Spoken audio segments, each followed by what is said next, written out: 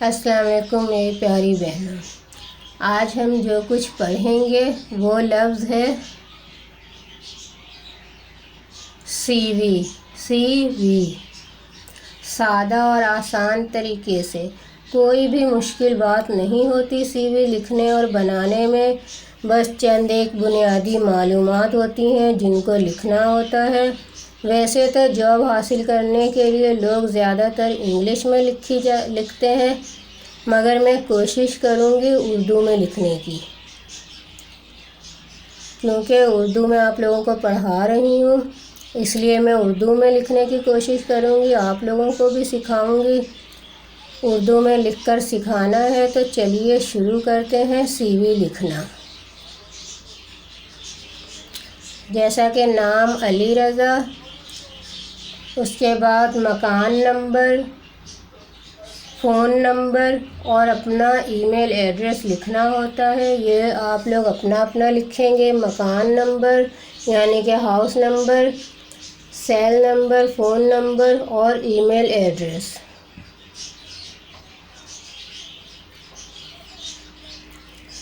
معلومات: آپ نے جو جاب کی آفر دی ہے، میں اس جاب کے لیے بہتر ہوں، مجھے اس کام کا بہت تجربہ ہے، بہت محنتی ایماندار ہوں، پوری لگن سے اپنا کام کرتا ہوں۔ آپ لوگ اہل محلہ سے میرے بارے میں معلومات حاصل کر کے اپنی تسلی کر سکتے ہیں۔ آپ کو شروع میں اپنے بارے میں اس طرح کے چند جملے لکھنے ہوتے ہیں، اس طرح آپ لوگ بھی لکھ لیجئے گا۔ ذاتی معلومات جیسا کہ نام، والدیت، پیدائش، شناختی کارڈ نمبر اور مذہب، یہ سب آپ لوگ اپنا لکھیں گے۔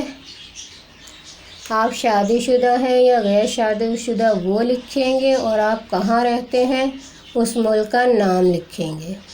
اس کے بعد آتی ہیں تعلیمی معلومات۔ Matric science Karachi board, inter arts Karachi board, آپ اپنی تعلیم کے مطابق اپنا لکھیں گے۔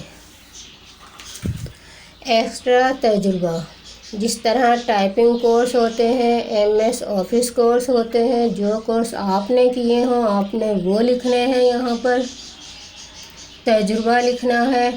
شاپ سپروائزر 15 سالہ تجربہ، computer operator Chhipa call centre 5 سالہ تجربہ، کمپیوٹر آپریٹر عالمگیر ویلفیئر ٹرسٹ 4 سالہ تجربہ۔ جہاں جہاں آپ نے کام کیا ہو آپ اس جگہ کا نام اور سال لکھیں گے کہ کتنے سال آپ نے یہ کام کیا ہے، یہ تجربہ کہلاتا ہے۔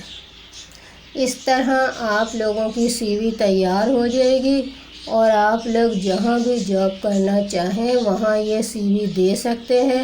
اگر آپ اہل ہوں گے تو آپ کو جاب مل جائے گی۔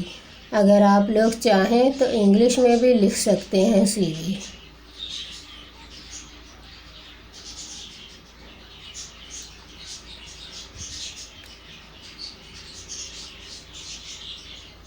یہ تھا ہمارا آج کا سبق، جس میں آپ لوگوں نے سی وی لکھنا سیکھا۔ کل کچھ اور پڑھیں گے۔ اس کے ساتھ ہی مجھے دیجیے اجازت۔ اللہ حافظ۔ اچھی بات، نماز کی پابندی کریں، نماز وقت پر پڑھنے کی عادت بنائیں، اس سے پہلے کہ بہت دیر ہو جائے۔